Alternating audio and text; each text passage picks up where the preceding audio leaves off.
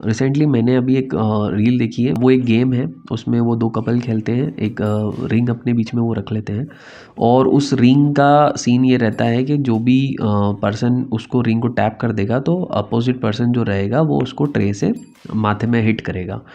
सो ये एक ज़्यादातर ये रील जब मैंने देखी है तो फॉरेन कपल्स के बीच में देखी है और वो इस गेम को प्रॉपरली खेलते हैं। एक और इसमें कंडीशन आती है, वो कंडीशन ये है कि अगर आपने मार खाने के बाद गुस्सा किया तो फिर पैसे भी आपको कुछ देने पड़ेंगे।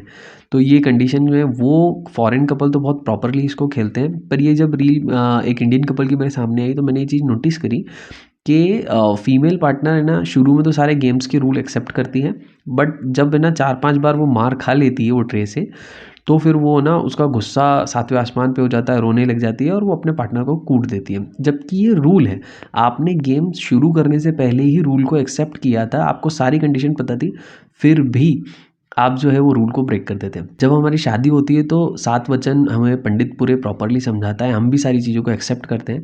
पर बाद में होता ये है कि जब शादी हो जाती है ना तो हम बहुत सारे रूल्स को ब्रेक कर देते हैं। हम बहुत सारी, एक पार्टनर का मूड ऑफ है या किसी तरह से वो गुस्सा है तो दूसरे की रिस्पॉन्सिबिलिटी बनती है कि शांत रह के उसको संभालें। पर होता ये है, जनरली देखा गया है कि दूसरा पार्टनर भी और ज़्यादा गुस्सा हो जाता है और वो बोलने लगता है कि नहीं तुम ही गलत हो। यहाँ पे सामने वाले की गलती बताने के बजाय हमारी रिस्पॉन्सिबिलिटी बनती है कि हम उसको एक्सेप्ट करें और उसको शांत करने की कोशिश करें। बाद में आप अपने मैटर सॉर्ट आउट कर सकते हैं जब उनका भी मूड ठीक हो। पर जब हमें पता है कि सामने वाले पार्टनर का भी मूड ख़राब है या वो ऑलरेडी गुस्सा है, तो यहाँ पे ना हमें अलाउ नहीं है कि हम गुस्सा कर सकें, क्योंकि किसी भी रेलगाड़ी का एक ही इंजन हो सकता है।